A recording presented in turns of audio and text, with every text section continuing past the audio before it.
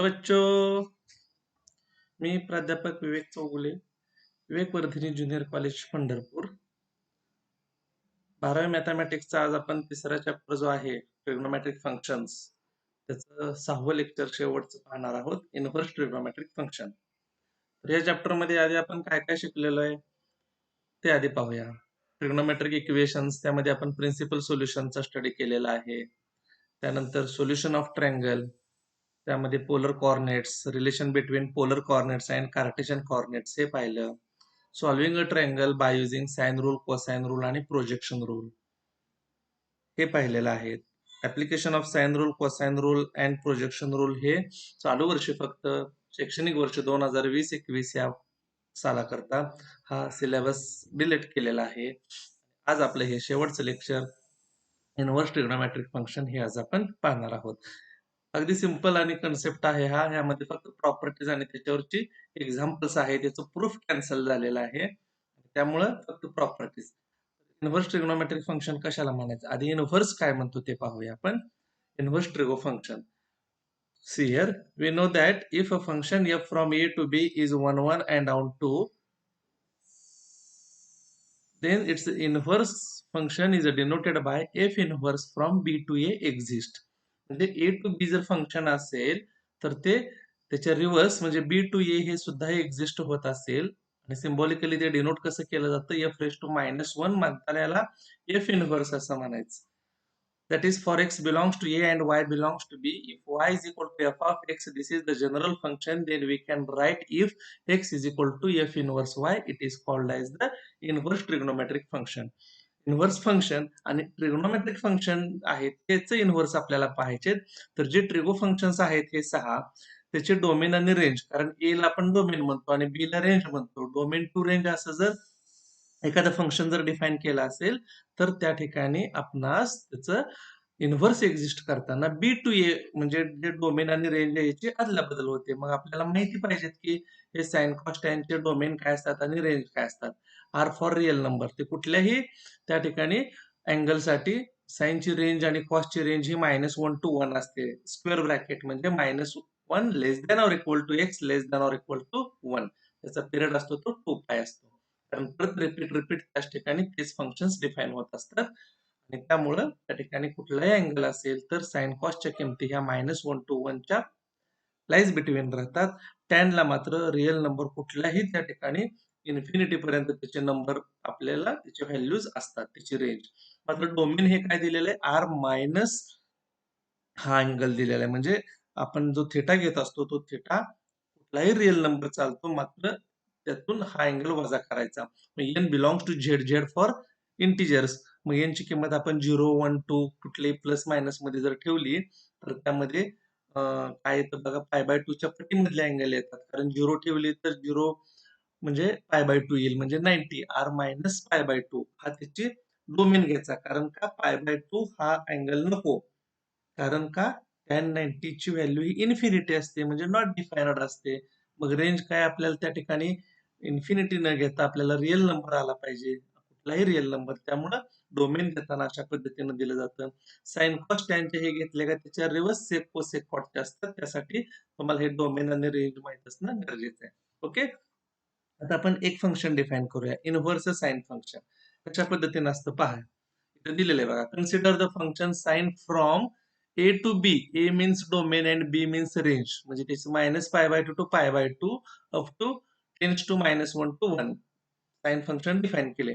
It can be verified from the graph that with the domain and range it is 1 1 and down to function. Therefore inverse sine function exists and it is denoted by sin inverse of domain आणि range ची अदला बदल झाली. पहा, inverse केलं ते function म्हणजे -1 to 1 1 to -π/2 to π/2. x belongs to -1 to 1 and theta belongs to -π/2 to π/2. तर अशा पद्धतीने ते फंक्शन डिफाइन झालं. In generally we can write if sin theta is equal to x, then sin inverse x is equal to theta.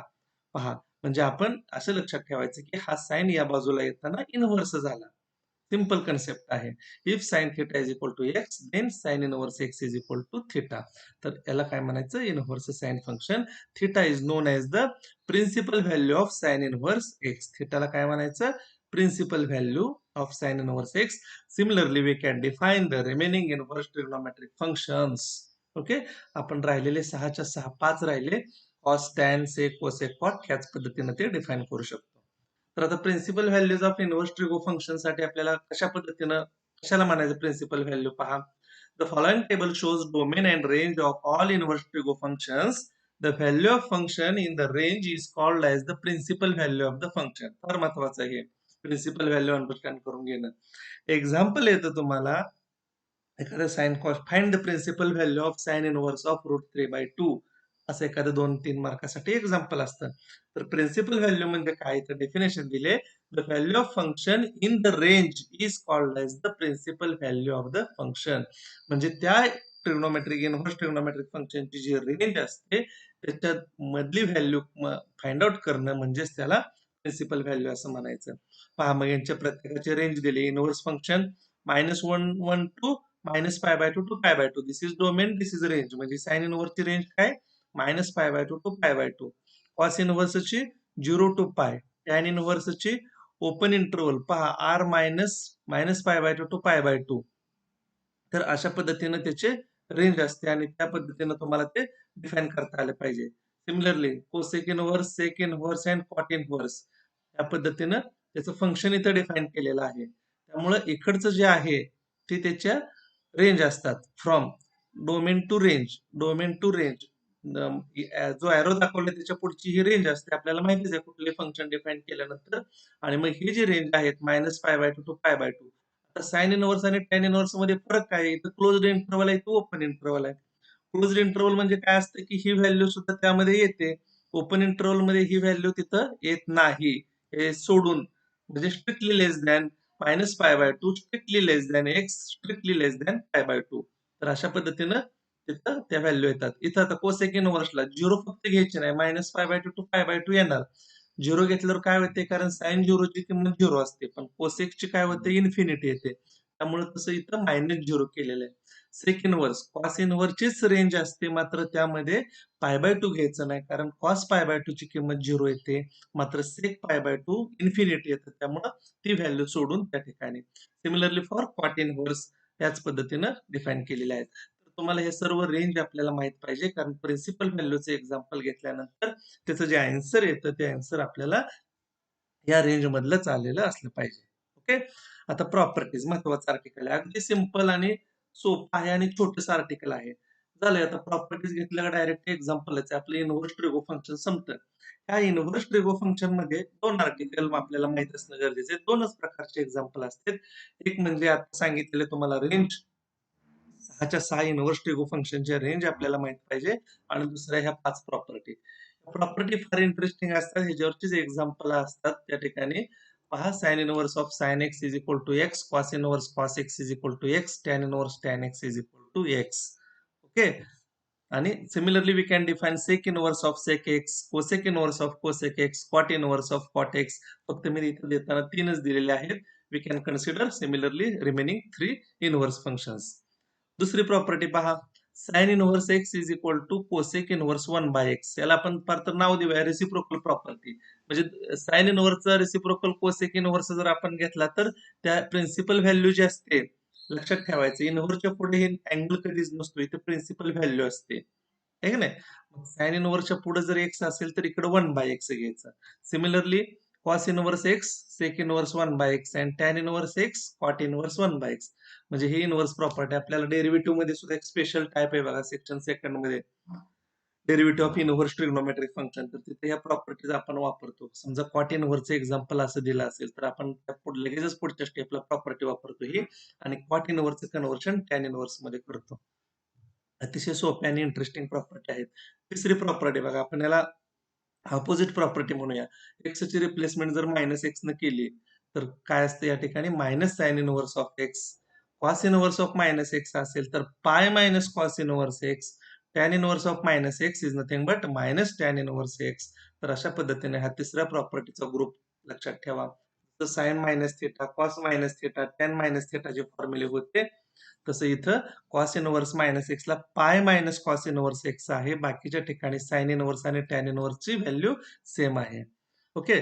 चौथी property पहा, जशी identity property जशी आपली होती, sine square theta plus cos square theta is equal to 1, तशा type मध्ये आहे पहा. Sine inverse x plus cos inverse x is equal to pi by 2. tan inverse x plus cot inverse x is again pi by 2. Similarly, cosec inverse x plus sec inverse x is equal to pi by 2. Fifth property, see here, if x greater than 0, y greater than 0 and xy less than 1, दोन्ही positive पाहिजेत आणि दोन्हीचा गुणाकार हा लेस than 1, म्हणजे x आणि y च्या value या फ्रॅक्शन मध्ये असल्या पाहिजेत. 1/2, 1/3 अशा टाइप मध्ये त्याचा गुणाकार हा लेस दॅन 1 येतो. आणि असा असेल तर आपण प्रॉपर्टी यूज करू शकतो, tan inverse x plus tan inverse y is equal to tan inverse of x plus y upon 1 minus xy. Similarly, if here xy greater than 1 जर असेल, see here x greater than 0, both are must be positive, but product of these x and y is greater than 1, then we can use the property tan inverse x plus tan inverse y is equal to pi plus tan inverse of x plus y upon 1 minus xy. दोन्ही मध्ये फरक काय आहे फक्त, if xy less than 1 then we use this property, if xy greater than 1 then we add the pi plus as it is tan inverse of x plus y upon 1 minus xy. And last one is for minus sign, if tan inverse x minus tan inverse y is equal to tan inverse of x minus y upon 1 plus xy. Simple आहे. इथं minus इथं plus असेल तर न्यूमरेटरला plus, इथं minus असेल तर न्यूमरेटरला minus आणि डिनॉमिनेटरला plus. अशा पद्धतीने ह्याही प्रॉपर्टीज आपल्याला महत्वाच्या आहेत, लक्षात ठेवणं गरजेचं आहे. याच्यावरतीच आपल्याला शेवटचा एक्सरसाइज आहे आणि त्याआधी आपण एक्सरसाइज घ्यायच्या आधी काही सॉल्व्ड एक्झाम्पल पाहूया, म्हणजे आपल्या लक्षात येईल. आता find the principal value of the following: sin inverse of -1/2 and cos inverse of √3/2. 2 मार्काला विशेष करून एमसीक्यू मध्ये असे एक्झाम्पल्स असतात. The principal value of sin inverse -1/2 is, आणि मग खाली पर्याय असतात. अशा टाइप मध्ये हे एक्झाम्पल्स असतात. पहा कसं सोडवायचं. We know sin of minus pi by 6 is equal to -1/2, because sin of minus theta means minus sin theta, and therefore we can write here sin of minus pi by 6 is equal to -1/2, where -1/2 belongs to -1, 1, and minus pi by 6 belongs to minus pi by 2 to pi by 2. Okay. Here -1/2 belongs to -1, 1. पहा इथं -1 आणि 1 च्या दरम्यान ही -1/2 value आहे, आणि minus pi by 6 he value -90 to 90 च्या दरम्यान आहे, है ना. And therefore we can write sin inverse of -1/2 is equal to minus pi by 6. Okay, therefore the principal value is minus pi by 6. बरोबर. तर ह्या पद्धतीने आपल्याला लाईज बिटवीन मधला तो अँगल आला पाहिजे. This is called as the principal value. Now see here cos inverse √3/2, म्हणजे कॉसच्या कोणत्या अँगलची किंमत √3/2 असते. थोडक्यात त्याचं मिनिंग काय असतं तर आपल्या भाषेमध्ये आपण असं म्हणू शकतो, कॉसच्या कोणत्या अँगलची किंमत √3/2 असते. आपल्याला माहिती आहे कॉस 30 ची किंमत, त्यामुळे आपण डायरेक्ट इथे लिहायचं, we know cos 30 that is pi by 6 is equal to √3/2, and we get √3/2 lies between -1 to 1. Also pi by 6 lies between 0 to pi, because range of the cos function is 0 to pi, and therefore we can write the principal value of cos inverse √3/2 is pi by 6. Okay, understand? Good. Now take next example. Find the values of the following.